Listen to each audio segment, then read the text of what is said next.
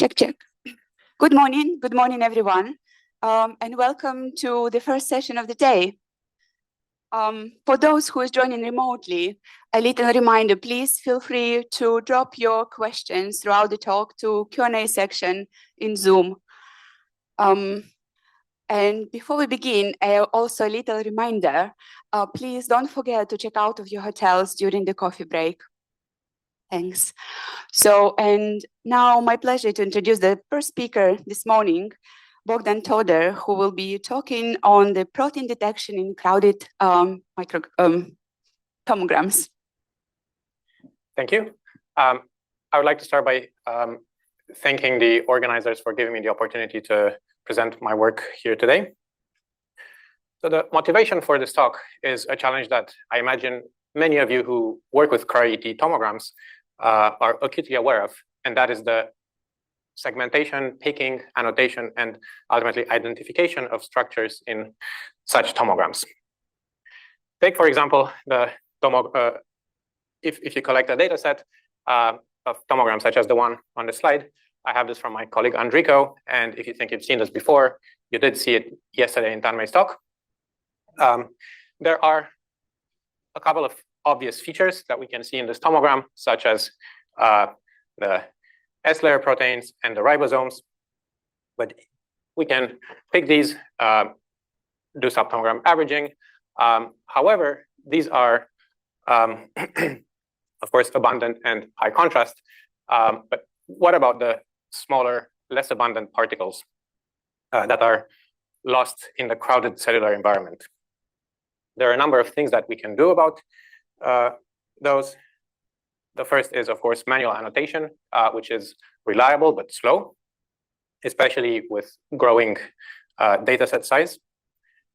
We can do template matching, which is also slow because it requires n passes through the data for n particle types. And of course, it requires templates, so we need to know what we're looking for. Deep learning models, they're getting better every day, but they have often some issues. Some of them require annotated data from the data sets that we're processing. The general purpose segmentation models are usually only suitable for large structures, such as the ribosomes that we've seen, or membranes. And more specialized models trained with contrastive learning usually only are trained to only see one particle at a time in the embedded block, which is a problem when we deal with these crowded environments where you have multiple proteins in the same block. On the other hand, we live in a day and age where we have a lot of data available. I've seen this slide in many talks about the growing number of EM structures in the protein data bank. And of course, we have even more structures from AlphaFold. So why not use these structures? And in this talk, I'll tell you about my attempt to do just this. So I will talk about work in progress, a method that I will call TomoFine for now. And this is a self-supervised model trained entirely on simulated cryo-ET data.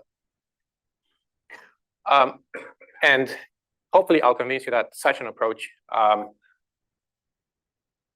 does not have, at least to some extent, the issues that I described earlier. So it does not require annotated data because we have virtually an infinite amount of simulated data. It is trained specifically with noisy, corrupted data containing small particles. So it should be suitable for more than the big features or the big structures. And we address the crowding problem explicitly by simulating the crowding in the cellular environment and having multiple proteins per block and training the model this way.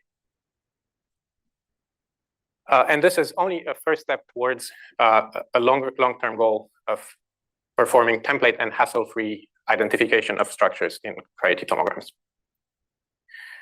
So for the rest of the talk, I will first describe the method. So what choices I made to implement this this tool or this model, I will tell you about how it addresses the crowding problem, and I'll close with an example, an idea of how one could use such a model for template-free detection and classification.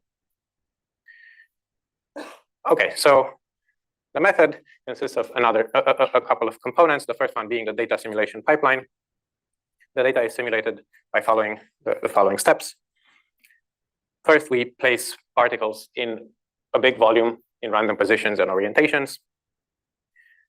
We then place small particles to generate a crowded environment. So these are all structures from the PDB of different sizes.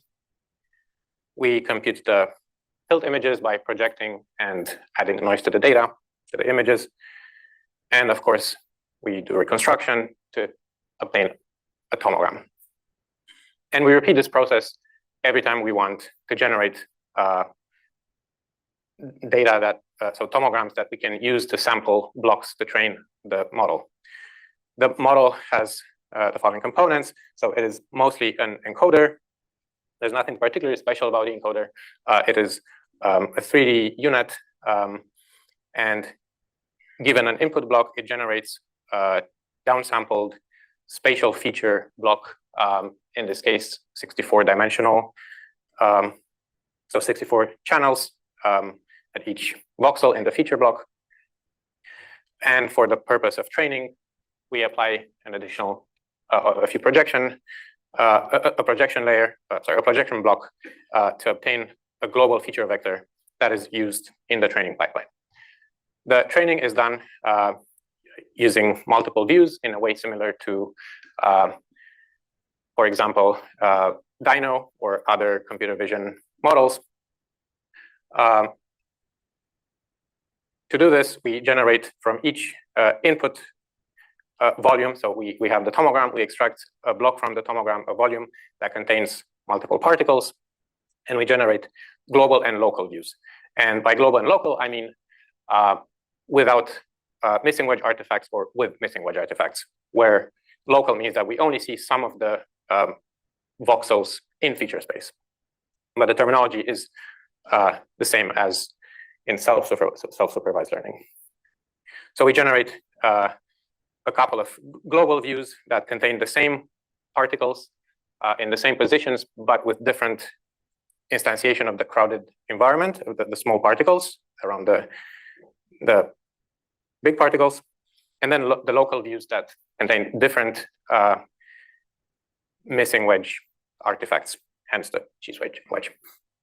And we feed these views into the model, and we obtain feature vectors that we then use to train. Again, this is very straightforward. We want the model to learn to match all the local views to the global views in the latent space. We want them to be mapped into the same region of this high-dimensional latent space. And to avoid collapse, we apply some kind of regularization to basically spread features apart. And the result of training the model this way is an encoder that takes an input block, and from this point onwards, we only care about the spatial feature volume. This is an example on the simulated data, and we see that we have strong activation in the feature block at the positions where the proteins are in the input block. I will refer to this as the feature volume. It is 64-dimensional. So at each voxel, we have a 64-dimensional vector. Obviously, this is impossible to visualize. So in all the images that I'm showing of features or feature blocks, I'm taking the largest 3 principal components and mapping them to RGB channels in an image so that we can see the block. We can visualize the block as a colored image. And when I speak of particle embeddings, I refer to the feature vectors at the particle positions in the feature block.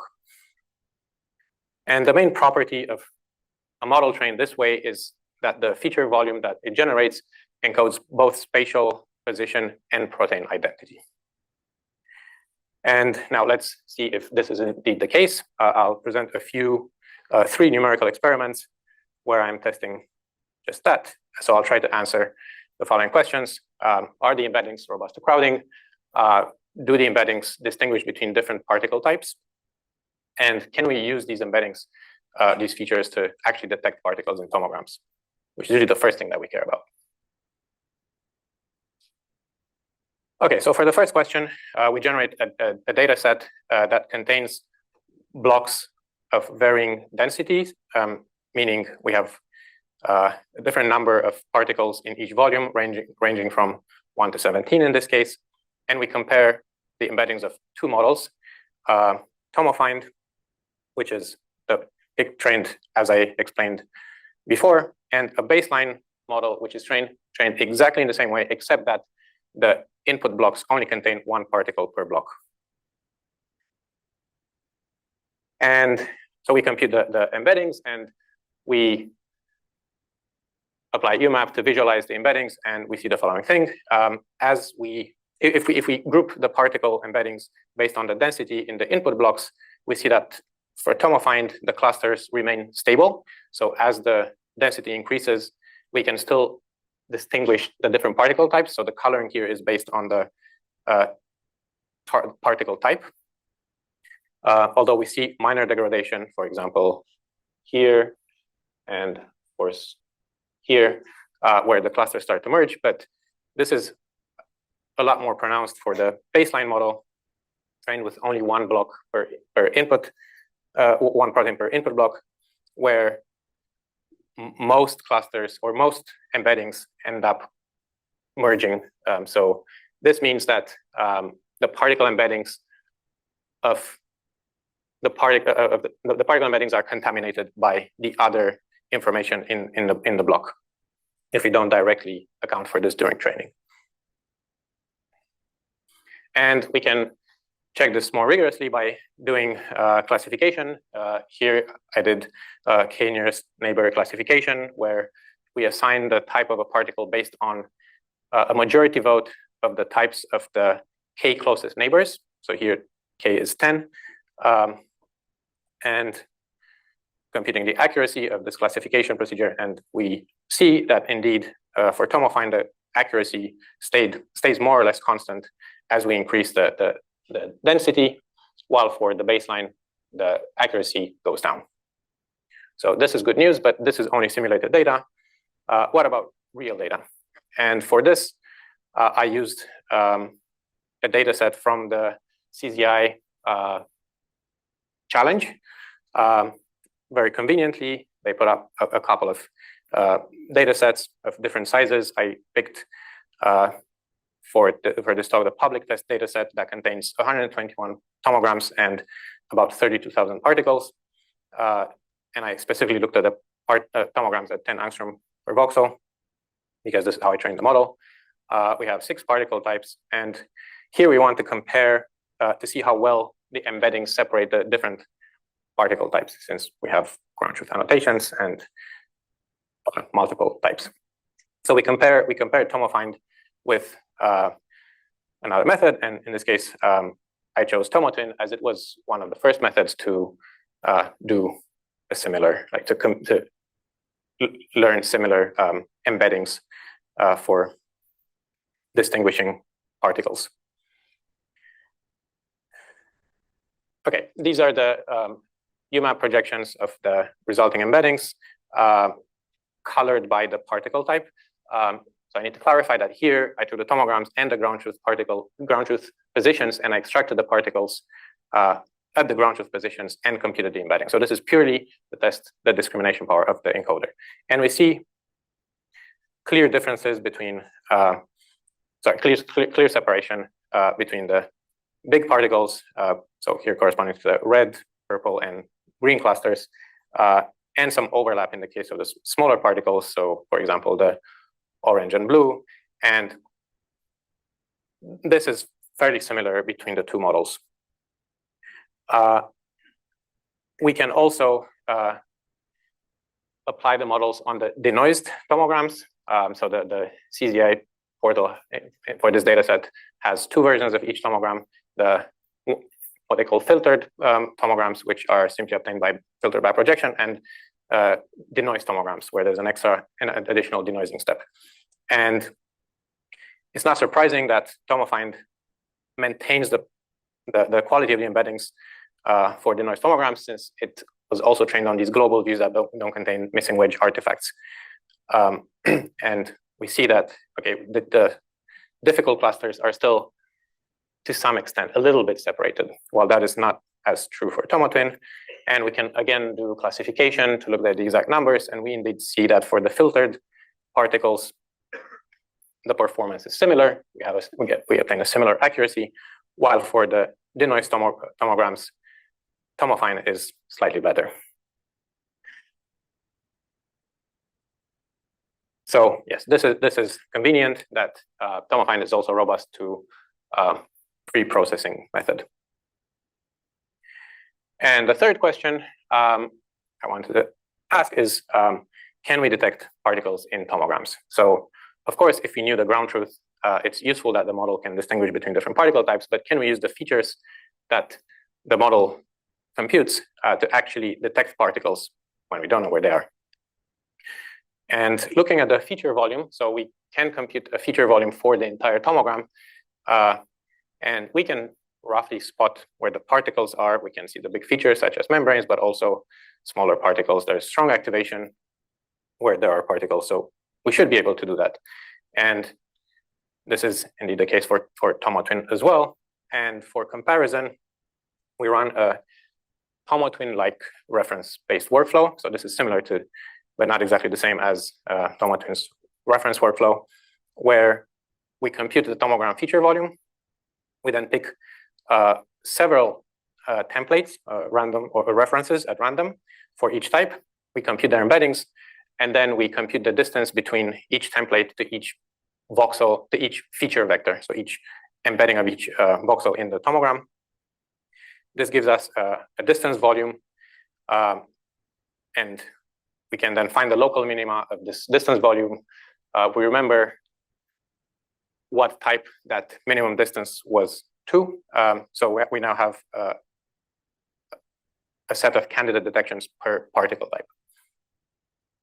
And we get the detections. Again, this is purely qualitative. We see a lot of hits. We see false positives. We see also misses for a lot of particles. And this is roughly true for both methods. But to make things more rigorous, we can compute precision recall curves. So when we select the candidate detections, this is based on a maximum distance to a template. So all the particles that are further than a given distance to any template are discarded, and what's left is the set of particles. So we can sweep this distance threshold and compute the detections at various thresholds, and at each threshold we compute the recall, so the fraction of real particles found, and the precision, the fraction of the detections that are actually real particles. And we can plot this as a curve. Where we want to be in the precision recall curve is as close as possible to the top and right of the plot. So we want high recall. We want to find as many particles as possible with a high precision, so as few false positives as possible. Looking at ribosomes first. So in this tomogram, there were all 6 types of particles.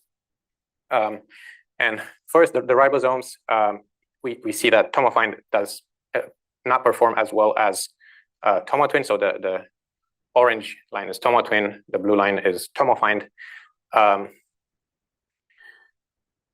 So this, I should have said that this is pretty much work in progress.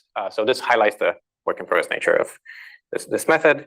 There are things we can do to make it better, but also it's not that worrying, since the ribosomes are usually easy to pick, and they were not the target particle type for this method. On the other hand, for the other particle types, we see that TomoFind performs better than TomoTwin, which is encouraging. And this holds for the smaller particles up to a point where things are less clear, and it was even less clear for the last 2 particle types that I omitted here. Okay, but going back to the feature volumes, we see that we can actually see the particles without necessarily looking for a specific type. So can we use this to do reference-free particle detection? And indeed, if we look at the feature magnitude, so we compute the norm of each feature vector in the volume, we see that we have strong peaks or blobs where the particles are. And this is true to some extent to tomotwin, but not quite, as we will see in a bit. So yes, we can use the feature norm to compute, to get a candidate, a set of candidate detections. And we can follow a similar workflow as before, except that instead of computing the distance from each template to each feature voxel, we first generate the set of candidate detections from the feature norm. So we compute the tomogram feature volume, we compute the norm of the vector at each voxel, and that gives the detection volume, and then we find the local maxima, so the peaks in this detection volume, and this gives the reference-free candidate detections. And to validate how well this does, of course, we will use a couple of templates and compute the same precision recall curves as before per particle type. And we see that there is indeed still signal in the feature norm that is useful for finding the particles. And like I said earlier, that's more true for tomofine than for tomotin. The reason being that tomotin is trained with a cosine distance in the embedding space, which means that the norm becomes more or less meaningless. So it doesn't encode information. Okay, but so far we looked at a tomogram with a few particles spread all over the place. So what if we look at a different tomogram that has more particles that are close together? So in this case, this is a different tomogram from the same data set containing about 700 ferritin particles. And we can see how well they are detected, especially in crowded regions in this tomogram. So we apply the reference-free norm-based workflow, and we see that this, again, works qualitatively, but also we can look at the precision recall curves. And we see that actually in this case, the detections are better when we use the feature norm volume compared to when using the minimum distance. So this is encouraging. Okay, and the last part of the talk. So far, I showed you a couple of experiments, numerical experiments, that I hope illustrate that, okay, the model does what it was designed to do. But can we use these features that we get from the model to do some kind of detection without necessarily having a template, and then classifying, basically finding the particles that we're interested in? So I'm going back to the tomogram that I showed on the first slide, the cell Nitrosopimelus maritimus. As a reminder, we have all the, we see the ribosome, S-layer proteins, but also other things such as fiducials and the carbon grid. So these are things that we don't care about in the tomogram. And we apply a simple workflow. So first we compute the feature volume. We then compute the norms of the feature vectors to compute the detection volume. And from this, we extract the peaks. So we find the peaks, we extract the embeddings at these peaks, and do some kind of clustering and see if the particles or the detections cluster in some way that makes sense. So first, we compute the features. This is all good. We see that different colors based on where the main features are in the tomogram, or the main structures are in the tomogram. We then compute the norm of this volume, and we see blobs at where we expect to see at the particle positions, but also a lot of other bright spots in other places of the tomogram. So I would expect now to see a lot of detections, which we'll need to discard later. And now we extract the particles and we do clustering. And so here there's no ground truth. The clustering is done. I selected 5 clusters and did k-means clustering in the high-dimensional feature space. And this is how the UMAP projection of the embeddings looks. And let's see now if we take each of the particles of the detections that we found, we map them back to the tomogram, and we color them based on the color of the cluster.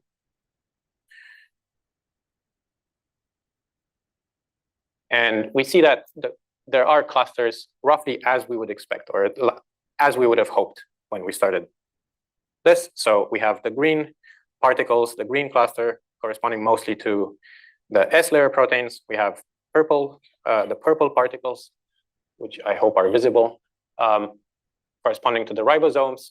And then there is other stuff as we would expect.